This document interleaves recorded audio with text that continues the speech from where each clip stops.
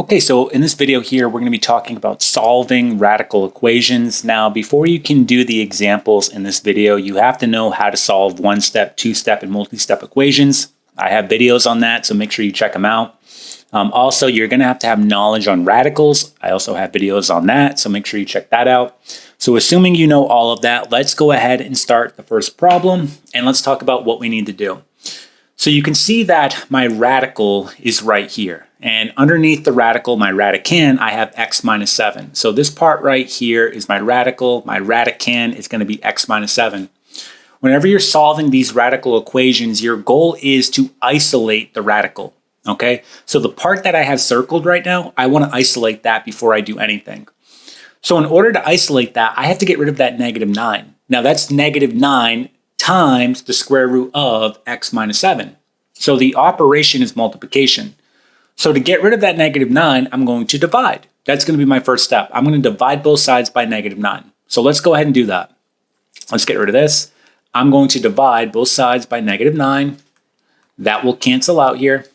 And I'm going to do it on this side too. Okay? So negative 63 divided by negative 9 will give you positive 7. So I'm going to rewrite what we have here. We have the square root of x minus 7 equal to, and we said that this will give us positive 7. So from here, what do? I have this radical, it's a square root. How do I get rid of it? Well, you have to have some knowledge on how radicals work. So for example, if I have a square root, I'm just going to put the square root of x, okay? This really has an index of 2. I talked about this in my radical video. If you have a square root, they're not going to show the index, but technically it has an index of 2, okay? And so another way of rewriting a square root is x to the half power. That is going to be the same exact thing, okay? And so you could do the cubed root of x, and you could rewrite that as x to the 1/3, okay?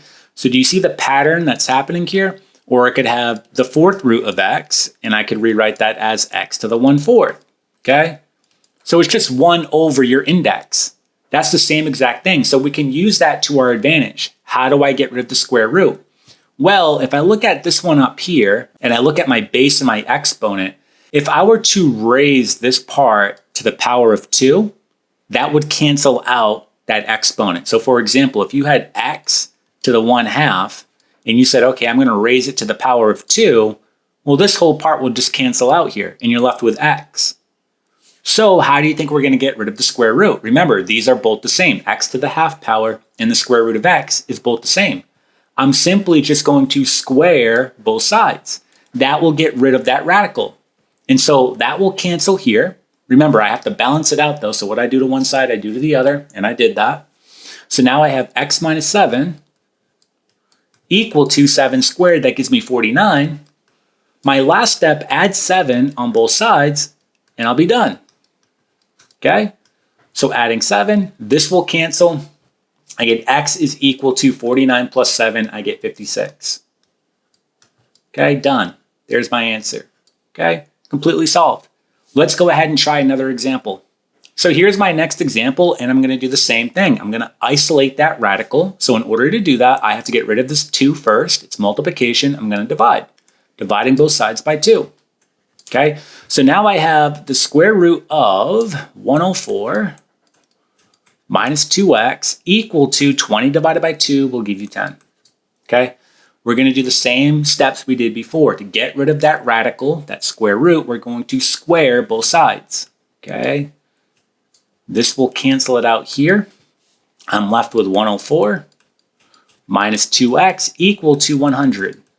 From here, I have a two-step equation. So I'm going to minus 104.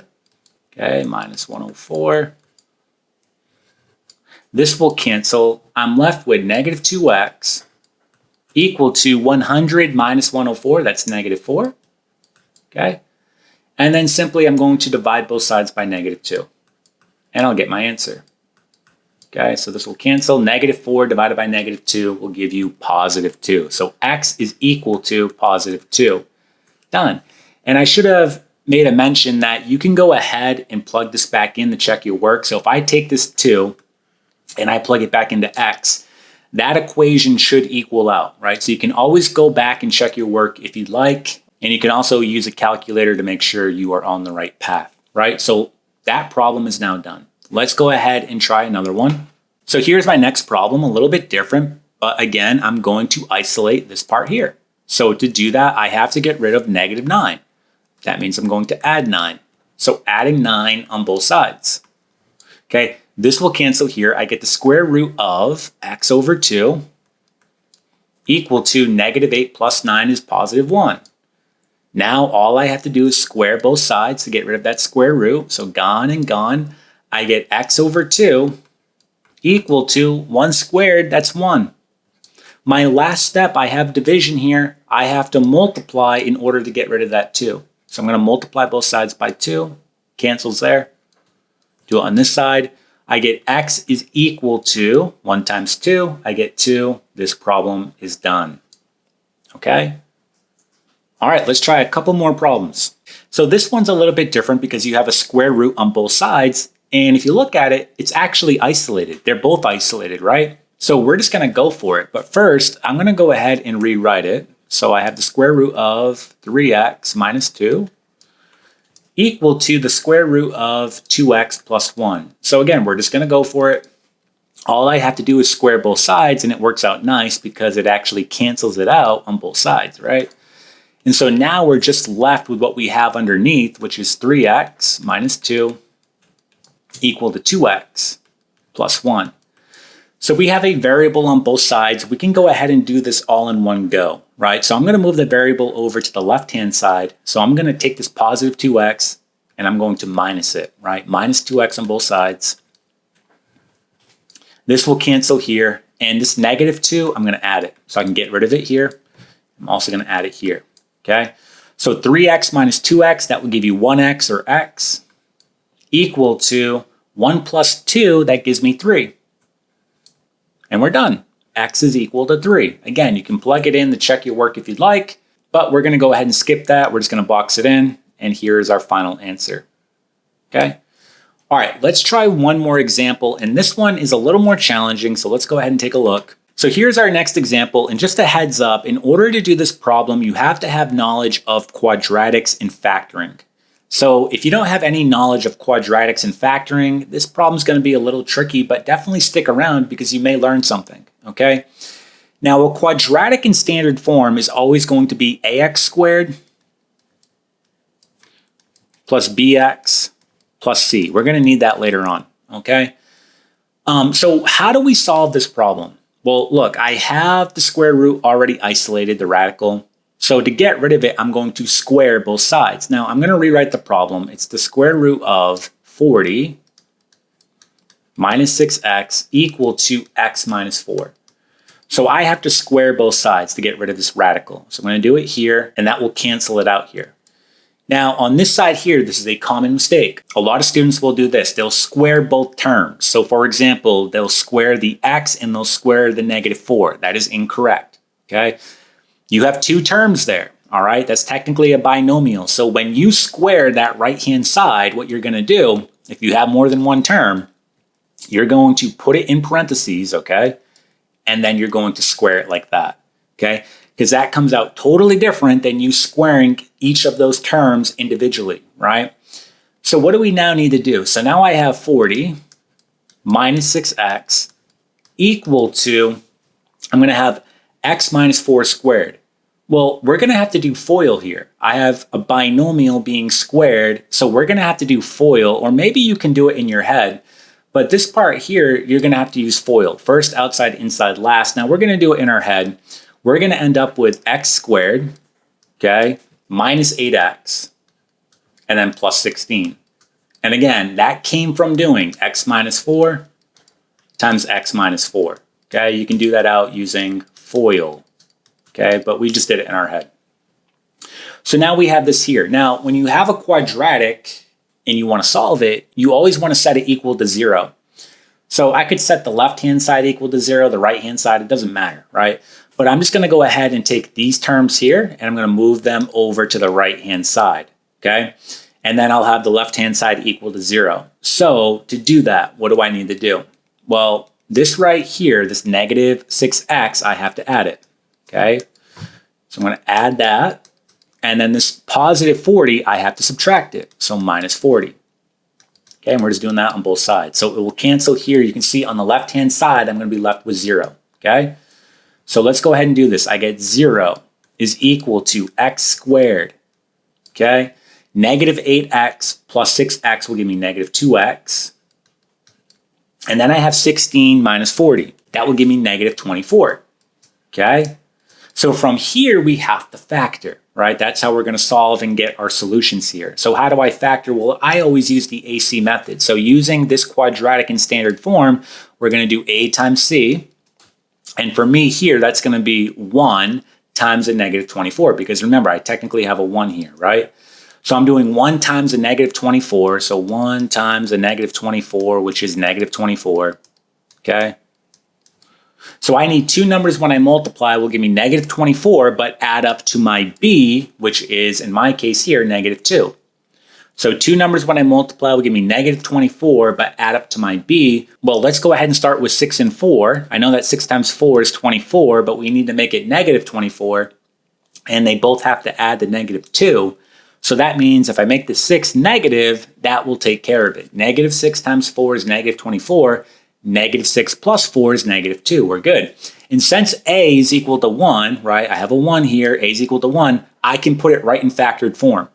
So putting it right in factored form, I get x minus 6, x plus 4, and this is all equal to 0. And from here, all you have to do is solve your factors. So I'm going to solve this one, and I'm simply setting them equal to 0 to do that. So I'll have x minus 6 equal to 0. If I solve that, I get x is equal to 6. Okay?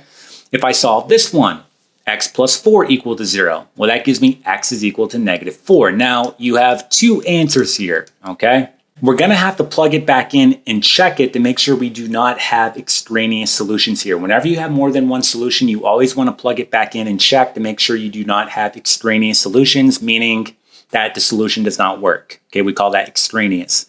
So let's go ahead and create a new page here so that we can do that. Okay, so here's our new page, and I just went ahead and rewrote the problem. That way we can see the original. And the two answers that we got were x equals 6 and x equals negative 4. So we actually have to plug it back in and check, all right? So why don't we go ahead and try the negative 4 first, and then we'll try the positive 6. So we're going to plug it in and just make sure it equals out. So plugging it in, we get the square root of 40 minus 6 times a negative 4 equal to, again, here's another x, so negative 4 minus 4. So doing this operation out, we get 40. Now, two negatives here, when I multiply, make a positive, I get positive 24, okay, equal to negative 4 and negative 4 give me negative 8. And then we do 40 plus 24, and we end up with 64. So the square root of 64 equal to negative 8. Now, if we take the square root of 64, that is going to be positive 8. We get 8 is equal to negative 8, which is an untrue statement, meaning this is going to be an extraneous solution. Now, don't get confused here. The square root, typically when you take the square root, is always plus or minus. But notice on the original statement, they did not include plus or minus here. They only included positive, right? So they did not say plus or minus here. They just said positive, okay? So they took the square root and they're saying that it's positive. So I'm going to assume that's a positive 8. So 8 is equal to negative 8. That is untrue, meaning that this x equal to negative 4 is going to be an extraneous solution. It does not work, okay?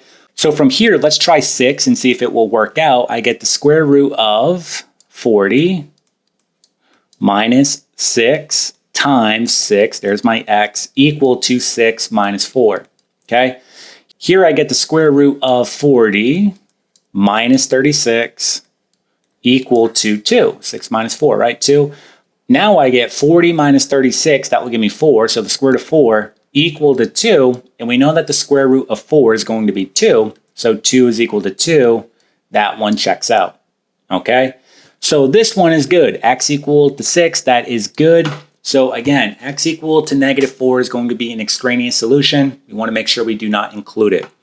So that is solving radical equations. Again, that last problem was definitely a little more challenging. So if you didn't have knowledge on factoring in quadratics, that would have been definitely a little more difficult, but hopefully you were able to get the other problems leading up to that. And that's pretty much it. So if the video helped you, please go ahead and give it a thumbs up. Also, make sure you subscribe to this channel so you get more math videos in the future, and I'll see you in the next one.